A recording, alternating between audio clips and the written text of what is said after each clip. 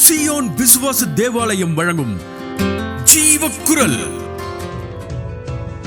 இந்த காலை வேளையிலே எரேமியா தீர்க்கதரிசியின் புஸ்தகம் 33ஆம் அதிகாரத்தின் 6ஆம் வசனத்தை நாம் எடுத்துக்கொண்டு தியானிக்க போகிறோம். எரேமியா 33:6. இதோ நான் அவர்களுக்கு சௌக்கியமும் ஆரோக்கியமும் வரப்பண்ணி அவர்களை குணமாக்கி அவர்களுக்கு பரிபூரண சமாதானத்தையும் சத்தியத்தையும் வெளிப்படுத்துவேன். ஓகே, இங்கே கொடுக்கப்பட்டு இருக்கிற வாக்குத்தத்தம் என்ன என்று சொன்னால், தேவன் சீர்படுத்தும் போது, தேவன் நம்மை மறுபடியும் கட்டுவிக்கும் போது அவர் செய்கிற ஆசீர்வாதத்தை அவர் என்ன செய்வார் என்பதை குறித்து இந்த இடத்துல நாம் பார்க்கிறோம்.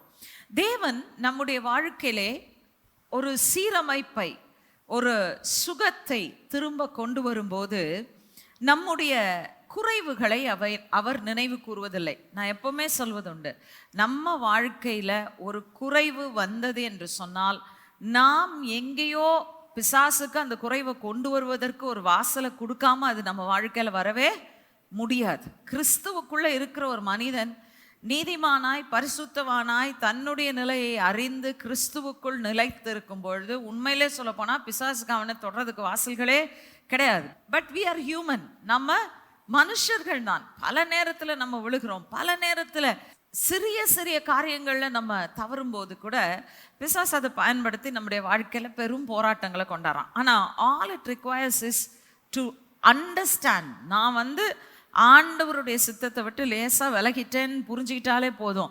ஆண்டவரே, நான் உம்முடைய சித்தத்தை செய்யத்தான் விரும்புகிறேன் அப்படின்னு ஒப்பு கொடுக்கும் போது அவர் மறுபடியும் கட்டுவிக்கிறார் என்று சொல்லி நாம் பார்க்கிறோம். அவர் சீரமைக்கிற தேவனாய் இருக்கிறார். அவர் நம்மை அந்த ஆவிக்குரிய போராட்டத்தினுடைய ஒரு ஸ்தலத்திற்குள் கொண்டு வந்த குறைவுகளை தேவன் ஒருபோதும் நினைவிலே வைப்பதும் இல்லை. அவைகள் கணக்கு போட்டு வச்சு அதன்படி தான் இவங்களை திரும்ப கட்டும்போது நான் அதெல்லாம் மனசுல வச்சுட்டு தான் கட்டுவேன் அப்படின்னு ஆண்டவர் சொல்றதே கிடையாது. ஹல்லேலூயா. அவர் உண்மையுள்ள தேவனாய் இருக்கிறார். அவர் ஒரு மனிதனை சீரமைக்கும் போது, அவனை மறுபடியும் கட்டும்போது he goes all out. எந்த அளவுக்கு மேக்சிமமா போக முடியுமோ ஆண்டவர் அந்த உச்சக்கட்டத்துக்கு போய் தான் மனுஷனை ஆசீர்வதிக்கிறார்னு சொல்லி நாம் பார்க்கிறோம். இன்றைக்கு ஆண்டவர் நம்முடைய வாழ்க்கையில இருக்கிற சில குறைபாடுகள்னால வந்த போராட்டங்கள், பிரச்சனைகள், குறைவுகளை சீரமைப்பேன் என்று வாக்குத்தத்தம் கொடுக்கிறார். ஹல்லேலூயா. நம்ம வாழ்க்கையில சில இடங்களிலே ஒருவேளை நான் செய்த தவறுனால தான், நான் எடுத்த ராங் டெசிஷன், நான் பண்ண தவறு, அதனால தான் எனக்கு இந்த பிரச்சனை நீங்க நினைச்சீங்கன்னா ஒன்று மட்டும் இன்றைக்கு நான் சொல்றேன், we have a message of hope in Christ Jesus. கிறிஸ்து இயேசுவுக்குள் மாறாத நம்பிக்கையின் ஒரு செய்தி நமக்கு உண்டு. அது என்ன? அவரிடத்தில் திரும்பும் போது அவர் நம்மை கட்டுவிக்கிற தேவனாயிருக்கிறார், சீரமைக்கிற தேவனாயிருக்கிறார். அவர் காயங்களை கட்டுகிறார், அவர் மறுபடியும் சீரமைக்கிறார். அதுக்கு ஒரே ஒரு காரணம் என்னன்னா, அவர் தம்முடைய குமாரனாகிய கிறிஸ்துவை கொடுத்து நம்முடைய பாவங்களை அகற்றினது மட்டுமல்ல, அதனால உண்டான எல்லா நியாய தீர்ப்புகளையும் கூட அகற்றி விட்டார் என்று சொல்லி செப்பனியா 3ஆம் அதிகாரம் 14-15 வாசிக்கலாம். Zephaniah chapter 3 verses 14 and 15. சீயோன் குமாரத்தியே கெம்பீரித்து பாடு, இஸ்ரவேலரை ஆர்ப்பரியுங்கள். எருசலேம் குமாரத்தியே, நீ முழு இருதயத்தோடும் மகிழ்ந்து களிக்கூறு. கர்த்தர் உன் ஆக்கினைகளை அகற்றி உன் சத்துருக்களை விலக்கினார். இஸ்ரவேலின் ராஜாவாகிய கர்த்தர் உன் நடுவிலே இருக்கிறார், இனி தீங்கை காணாதிருப்பாய். ஓகே, நம்ம பார்க்கிறோம், அக்கிரமங்கள் இருக்கிற வரைக்கும் ஒரு மனுஷனால என்ன செய்ய முடியாது? கர்த்தருக்குள் களி கூர்ந்து மகிழவே முடியாது. மகிழ்ச்சி வாழ்க்கை விட்டு எடுபட்டு போயிருக்கிறது அப்படின்னு சொல்லி நம்ம பார்க்குறோம். இஸ்ரவேல் ஜனங்களுடைய சரித்திரத்தை நம்ம பார்க்கும் பொழுது, எப்பொழுதெல்லாம் பாவம் உள்ளே வந்ததோ அப்பொழுது புலம்பல்களும் மகா போராட்டமான சத்தங்களும் தான் அவங்களுக்குள்ள இருந்தது. ஆனால் என்னைக்கு அவங்களுடைய வாழ்க்கை தேவனுடைய சித்தத்துக்கு மறுபடியும் ஒப்பு கொடுக்கப்பட்டு அவர்கள் தேவனுடைய முகத்தை தேடினார்களோ, தேவன் அவர்களை மீண்டும் கட்டுவித்தார் என்று சொல்லி நாம் பார்க்கிறோம். மீண்டுமாய் தேவன் மகிழ்ச்சியை அவர்களுக்குள் கொடுத்தார். அந்த ஜாய் தான், அந்த ஜாய் ஆஃப் சால்வேஷன். தாவீது கூட நம்ம பார்க்கிறோம், அவர் பாவம் செய்யும் போது போயிருச்சு, அந்த ரட்சிப்பின் மகிழ்ச்சி சந்தோஷம் அவருக்குள்ள போயிருச்சு. ஆனா அவர் சீரமைக்கப்படும் போது அந்த மகிழ்ச்சி, அந்த ரட்சிப்பின் மகிழ்ச்சி மறுபடியும் கொடுக்கப்படுகிறது என்று சொல்லி நாம் பார்க்கிறோம். அதே போலதான் வேதத்தில் நம்ம எங்க பார்த்தாலும் பாவம் இருக்கிற இடத்துல புலம்பல் தான் இருக்கு. ஆனா கர்த்தர் அந்த அக்கிரமத்தையும் பாவத்தையும் மீறுதலையும் அதனால் உண்டான எல்லா நியாய தீர்ப்புகளையும் அகற்றி போடும்போது களி கூறுதலின் சத்தம் அவருடைய ஜனங்களுக்குள் உண்டாகிறது. ஹல்லேலூயா. இங்க சொல்றாரு, சீயோன் குமாரத்தே கெம்பீரித்து பாடு. ஏன் ஆர்ப்பரி? ஏன்? நான் உன் ஆக்கினைகளை எல்லாம் என்ன செஞ்சிட்டேன்? அகற்றி விட்டேன். உன் பாவத்தை எடுத்து போட்டுட்டேன். அதனால உண்டான எல்லா ஆக்கினை தீர்ப்பும் அகற்றப்பட்டாயிற்று.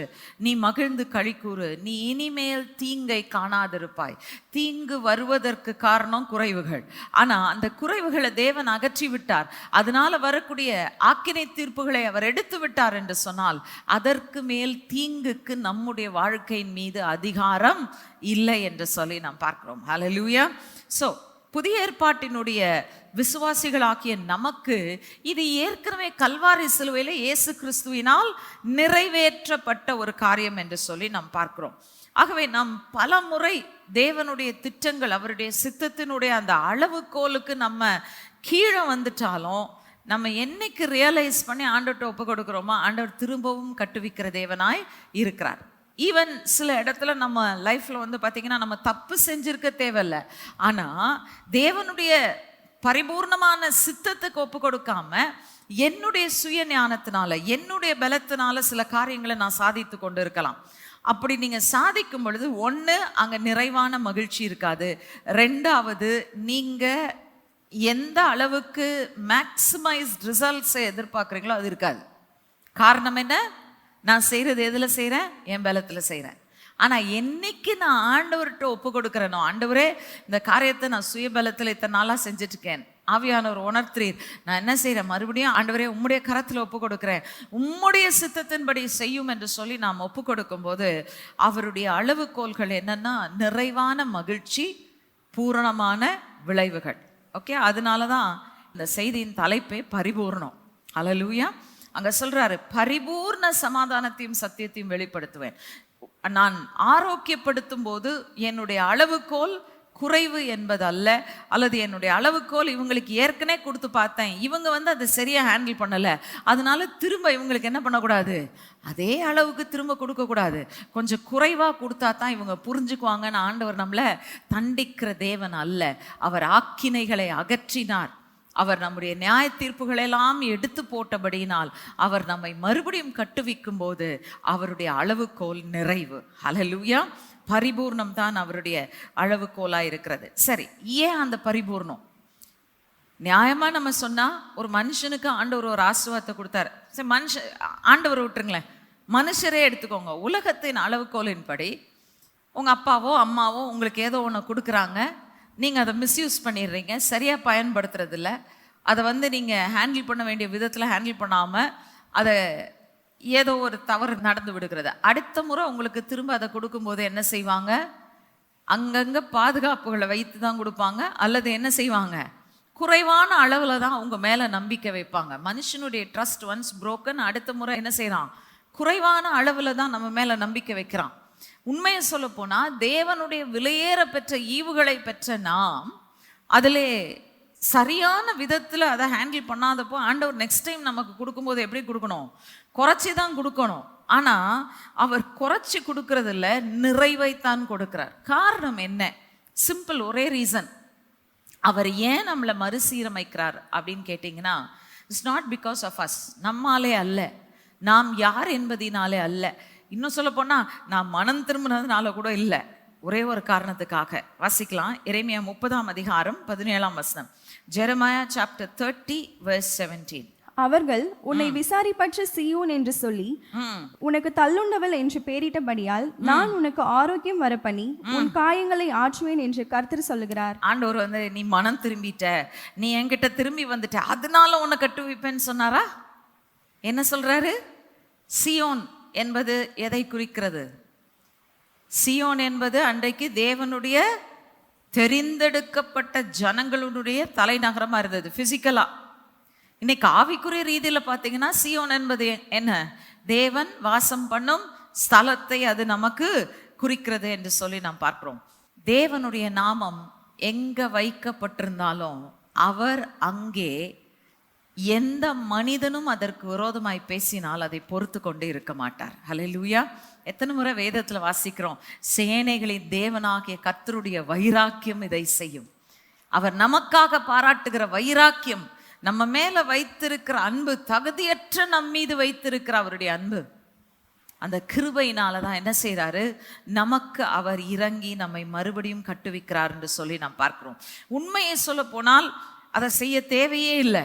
நம்மளை தண்டிக்க வேண்டிய இடத்துல ஆக்கினைகளை அகற்றி அவர் நம்மீது இறங்கி தம்முடைய நாமத்தின் நிமித்தமாக நம்மை சீரமைக்கும் பொழுது, ஜஸ்ட் ஆர்டினரி லெவலில் ஏதோ கொஞ்சம் திரும்ப கொடுக்கலாம், பரவாயில்ல, உணர்ந்துட்டாங்க, அதனால தப்போ உணர்ந்ததுனால ஓரளவுக்கு இவங்களை திரும்ப கட்டுறேன்லாம் ஆண்டவர் சொல்றார். பரிபூர்ணமானதை தான் அவர் கொடுக்கிறார். ஹல்லேலூயா. இன்னைக்கு உங்க வாழ்க்கையில் நீங்க பல காரியங்களை இழந்திருக்கலாம், அதை திருப்பி கொடுக்கும்போது ஆண்டவர் பரிபூர்ணமாய் திரும்ப கொடுப்பார் என்பதை மட்டும் உங்கள் மனதிலே நீங்கள் வைத்துக்கொள்ளுங்க. அவர் அந்த காயங்களை ஆற்றுகிறார். அதனாலே உண்டான எல்லா விதமான அந்த வேதனையும் எல்லா விதமான போராட்டத்தையும் அவர் மாற்றும் போது அவர் என்ன செய்கிறார்னா, நம்மளை அந்த பரிபூர்ணத்தின் தளத்திற்கு மறுபடியும் கொண்டு வருகிறார் என்று சொல்லி நாம் பார்க்கிறோம். ஸோ ஆண்டவருடைய தீர்ப்புகள், ஆண்டவருடைய வழிகள் உலகத்தின் வழிகளை போல் அல்ல. நம்மை மறுபடியும் அவருடைய ஞானத்தினாலும் அவருடைய பலத்தினாலும் அவர் கட்டி எழுப்பி அவருடைய பரிபூர்ணத்தினால நம்மை நிரப்புகிறார். ஹல்லேலூயா. எரேமியா 33:6 திரும்ப போவோம். ஜெரமியா சாப்டர் 33 verse 6 திரும்ப வாசிக்கலாம் அந்த வசனத்தை. இதோ நான் அவர்களுக்கு சௌக்கியமும் ஆரோக்கியமும் வரப்பண்ணி அவர்களை குணமாக்கி அவர்களுக்கு பரிபூரண சமாதானத்தையும் சத்தியத்தையும் வெளிப்படுத்துவேன். பரிபூர்ண சமாதானத்தையும் சத்தியத்தையும் வெளிப்படுத்துவேன். எப்படி அந்த பரிபூர்ணத்தை அவரால் கொடுக்க முடியும்? தேவன் எப்பவுமே நியாயமும் நீதியும் உள்ள தேவன் தான். ஸோ உலகம் அவரை நாளைக்கு குற்றப்படுத்திடக்கூடாது. இவங்க ஏற்கனவே நீங்கள் கொடுத்தீங்க, ஆசீர்வாதத்தை இழந்தாங்க, விழுந்தாங்க, இப்போ திரும்ப வர்றாங்க, திரும்ப நீங்கள் எப்படி இப்படி கொடுக்கலாம் அப்படின்னு சொல்லி உலகம் நிச்சயமா, சாத்தான் நிச்சயமா குற்றம் சுமத்துவாங்க. கரெக்டா? யோபு ஆண்டவர் சொல்றார், உத்தமன் சன்மார்க்கன் கர்த்தருக்கு பயந்து பொல்லாப்பை விட்டு விலகுகிற மனுஷன் என்று அவனை குறித்து சொல்லும் போதே அவனை போய் இன்னமும் குற்றம் சுமத்துறான்னா நம்மளை எவ்வளோ ஈஸியாக குற்றம் சுமத்திடலாம். யோசித்து பாருங்க. எப்படி அவரால் அந்த பரிபூர்ணத்தை கொடுக்க முடியும்? நியாயமாக தான் ஆண்டவர் கொடுக்கணும். எப்படி நியாயமாக கொடுக்குறாரு? வாசிங்க 2 கொரிந்தியர் புஸ்தகம் 5ஆம் அதிகாரம் 21ஆம் வசனம். 2 Corinthians chapter 5 verse 21. நாம் அவருக்குள் தேவனுடைய நீதியாகும்படிக்கு பாவம் அறியாத அவரை நமக்காக பாவமாக்கினார். பழைய ஏற்பாட்டை விட புதிய ஏற்பாட்டில் இருக்கிற நமக்கு தான் இந்த ஆசீர்வாதம் லேசா கிடைக்கும். ஏன்? 2 கொரிந்தியர் என்ன சொல்லுது? பாவம் அறியாத அவர் நம்முடைய பாவங்களை, நம்முடைய அக்கிரமங்களை, நம்முடைய மீறுதல்களை கொண்டு அவர் பாவமாக்கப்பட்டார். எதுக்காக? சும்மா பாவத்தை அவர் மேல தூக்கி வச்சுட்டு சரி பாவம்லாம் முடிஞ்சிருச்சுன்னு சொல்றதுக்கா? இல்லை. நம்மகிட்ட இருக்கிற அந்த நெகட்டிவை எடுத்துட்டு ஒரு பாசிட்டிவை நம்ம மேல வைக்கணும். என்ன பாசிட்டிவ் வைக்கிறாரு? கிறிஸ்து இயேசுவில் இருந்த நீதியை கொண்டு நாம் நீதிமான்கள் ஆக்கப்பட்டு இருக்கிறோம். ஹல்லேலூயா. ஒரு மனிதன் தேவனிடத்தில் திரும்பும்போது, ஆண்டவரே என் குறைவுகள் நான் உணர்ந்துட்டேன், என்னுடைய கீழ்ப்படையாமையை உணர்ந்துட்டேன், உங்களுடைய சித்தத்தை விட்டு விலகி போனதை உணர்ந்துட்டேன், என்ன காரியம் வேண்டுமானாலும் இருக்கலாம். when we come back to him, அவரிடத்தில் நாம் திரும்ப வரும்போது அவர் அதை ஏற்கனவே சிலுவையில் குமாரன் மேலே வச்சுட்டாரு. நம்மகிட்ட செய்கிற ஒரே ஒரு காரியம், அவர் நமக்கு நினைப்பூட்டுகிறார், நீ என்னுடைய குமாரனுடைய பரிபூர்ண நீதியை தரித்தவனாய் தரித்தவளாய் இருக்கிறாய். அந்த பரிபூர்ண நீதியை நம்ம தரித்திருக்கும் பொழுது அதற்குரிய ஆசீர்வாதமும் பரிபூர்ண ஆசீர்வாதமாக இருக்கிறது. ஹல்லேலூயா. நம்முடைய நீதியெல்லாம் அழுக்கான கந்தை, அதில் நின்னோன்னா நிச்சயமா நமக்கு என்ன கிடைக்காது? எங்கேயுமே தேவனுடைய ஆசீர்வாதம் கிடைக்காது. ஈவன் மனம் திரும்புதல்ல கூட. உண்மையை சொல்ல போனா மனம் திரும்பிடுவோம், ஆண்டவரே இந்த தப்பு பண்ணிட்டேன் அல்லது இதை நான் தவறாக செஞ்சிட்டேன், இருந்தாலும் ஆண்டவரே இந்த காரணத்தினால தான் செஞ்சேன், இப்படி தான் செஞ்சேன் அப்படின்னு பல அந்த எக்ஸ்கியூசஸை நம்ம கொடுப்போம். உண்மையே சொல்ல போனால் 100% நம்ம அங்கே உணர்ந்து வரமாட்டோம். எங்கேயோ உள்ளத்துக்குள்ள ஒரு சின்ன மிஸ்டேக் இருக்கத்தான் செய்யும். அதனால தான் ஆண்டவர் என்ன செய்கிறாரு, உன் நீதியில் நிற்காதப்பா, குமாரனுடைய நீதியை நான் கொடுத்துருக்கிறேன், அந்த குமாரனுடைய நீதியில் நீ நிற்பாயானால் பரிபூர்ண ஆசீர்வாதத்தை நான் உனக்கு திரும்ப கொடுக்க முடியும்னு சொல்லி ஆண்டவர் அந்த பரிபூர்ணத்தின் தளத்துக்கு நம்மை கொண்டு வருகிறதை நாம் பார்க்கிறோம். ஸோ ஒருவேளை உங்களுடைய அஸ்திபாரங்கள் அந்த சத்ருவினால் அசைக்கப்பட்டிருக்கலாம், ஆனால் தேவனிடத்தில் நீங்கள் வரும்போது அவருடைய பரிபூர்ண நீதி உங்களை பரிபூர்ணமாய் ஸ்திரப்படுத்தி பரிபூர்ணமானதை மறுபடியும் நீங்கள் அனுபவிக்க அவர் கிருபை செய்கிறார் என்று சொல்லி நாம் பார்க்கிறோம். சரி, இப்போ அந்த பரிபூர்ணம் என்ற வார்த்தை கொண்டு என்ன காரியத்தை தருவேன் என்று சொல்கிறார். எதை பரிபூர்ணமாய் தருவேன்? ரெண்டு முக்கியமான காரியங்கள் இங்கே சொல்லப்பட்டிருக்கிறது. சமாதானத்தையும் சத்தியத்தையும் வெளிப்படுத்துவேன். I will reveal. சமாதானத்தையும் சத்தியத்தையுமா? என்ன ஆண்டவரே, சமாதான சத்தியத்தை வச்சு நாங்கள் என்ன பண்ணுறது அப்படின்னு யோசிக்காதீங்க. இந்த ரெண்டு வார்த்தைகளுக்கும் பல விதமான அர்த்தங்கள் இருக்குது. உண்மையை சொல்லப்போனால் சமாதானம் என்ற வார்த்தை இங்கே ஆரோக்கியம், செழிப்பு, சமாதானம் மூன்றையும் குறிக்குது.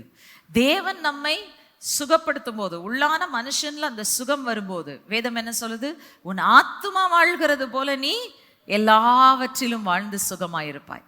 ஸோ ஆத்மாவுக்குள்ள ஆரோக்கியம் வருது. தேவன் என்னை சுகப்படுத்துகிறார், என் ஆத்மாவை குணப்படுத்துகிறார் என்று சொன்னால் அந்த ஆத்மாவிலே வருகிற சுகத்தின் நிமித்தமாக என் வாழ்க்கையிலே எல்லா பகுதிகள்லையும் எங்கெங்க எனக்கு இழப்புகள், எங்கெங்கே எனக்கு பாதிப்புகள் வந்ததோ அந்த எல்லா பகுதியிலையும் அவர் என்ன செய்கிறாரு? தம்முடைய ஆசீர்வாதத்தை அவர் திரும்ப நிலைநாட்டுகிறார் என்று சொல்லி நாம் பார்க்கிறோம். ஸோ ஆரோக்கியம், செழிப்பு, சமாதானம். ரெண்டாவது வார்த்தை சத்தியத்தை வெளிப்படுத்துவேன். இங்க எபிரேயத்தில் பயன்படுத்தப்பட்டிருக்கிற வார்த்தை சத்தியம் என்று பெரும்பாலாக வேதத்தில் மொழிபெயர்க்கப்பட்டிருக்கிறது. ஆனால் அதோடைய ஒரு லிட்ரல் மீனிங் எடுத்துக்கிட்டிங்கன்னா, அதனுடைய அப்படியே அந்த அர்த்தத்தை எடுத்திங்கன்னா செக்யூரிட்டி, பாதுகாப்பு என்ற அர்த்தம். அந்த பாதுகாப்பு எதிலிருந்து வருகிறது? அல்லது உறுதிப்படுத்தப்படுதல் என்றும் சொல்லலாம்.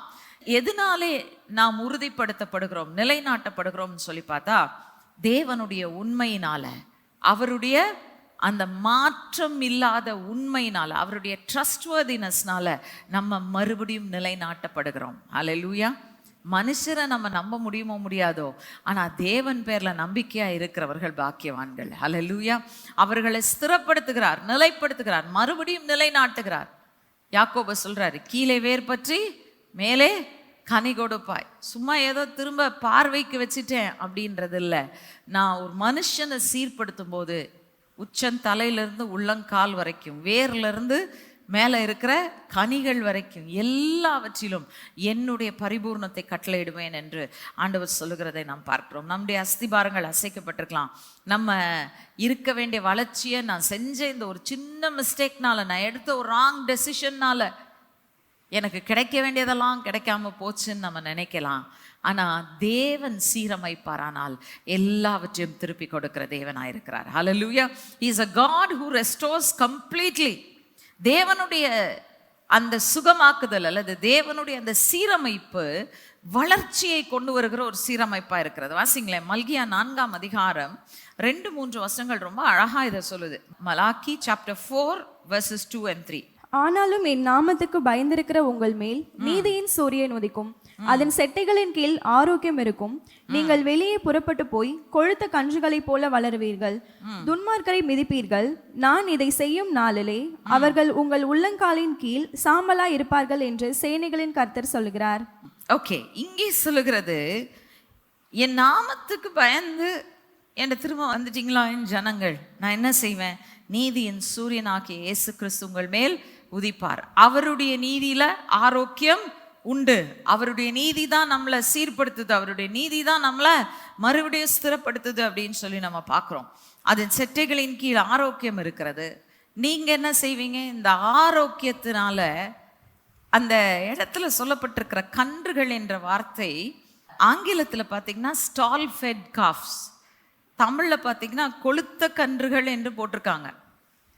அந்த அர்த்தம் அந்த வார்த்தையில் இருக்கு. அதாவது நல்ல தேவன் அவருடைய ஆரோக்கியத்தை கொடுக்கும் போது என்ன செய்கிறாருன்னா, நம்மளை ஏதோ காஞ்சி தீஞ்சி அடிபட்டு நான் அந்த நெருப்பை விட்டு எப்படியோ வெளியில் தப்புவிக்கப்பட்ட ஒரு நலிந்து போன ஒரு மெலிந்து போன ஒரு கன்றுக்குட்டியை போல இல்லை. தேவன் என்ன செய்கிறார்? தம்முடைய நீதியை, குமாரனுடைய நீதியை நமக்குள் கொடுக்கும்போது அது நம்முடைய ஆத்துமாவை செழிப்பாக்குகிற நீதியாக இருக்கிறது. ஹல்லேலூயா. கொளுத்த கன்றை போல நம்மை மாற்றுகிறது. அந்த ஒரு ஆசீர்வாதத்தை பெற்றுக்கொண்டு நான் ஆண்டவருடைய சமூகத்திலிருந்து வெளிவரும்போது, அந்த நிறைவை பெற்று பரிபூர்ணத்தை பெற்று வரும் பொழுது அங்கே சொல்லப்பட்டிருக்கிறது, உனக்கு விரோதமாக எழும்பி. ஏன்னா இந்த வாழ்க்கையில் நம்ம தடுமாற்றங்கள் அடைவதற்கும் பலவிதத்தில் தவறான தீர்மானங்கள் எடுக்கிறதுக்கும் நம்மளே காரணமான்னு கேட்டால் நம்ம காரணம் இல்லை. சத்ரு நம்முடைய ஆசீர்வாதத்தை பறிக்கணுன்றதுக்காக வேண்டி என்ன செய்கிறான்? அப்படிப்பட்ட காரியங்களை நம் வாழ்க்கையில ஏற்படுத்துகிறான். அது மனுஷராக இருக்கலாம், சூழ்நிலைகளாக இருக்கலாம், எத்தனையோ விதமான காரியங்கள் சத்ரு கொண்டு வந்து தான் நம்மை தேவனை விட்டு, அவருடைய திட்டங்களை விட்டு, அவருடைய நோக்கங்களை விட்டு என்ன செய்கிறான்? பின்வாங்கி போக செய்கிறான் அல்லது விலகி போக செய்கிறான். ஆனால் நாம் தேவனாலே மறுசீரமைக்கப்படும் போது அவர் வெறும் நம்முடைய வாழ்க்கையில பரிபூர்ணத்தையும் செழிப்பையும் கொண்டு வர்றதுல அந்த சத்ருவை மிதிக்கத்தக்கதாய் நம்மை பலனுள்ளவர்களாய் மாற்றுகிறார். ஹல்லேலூயா.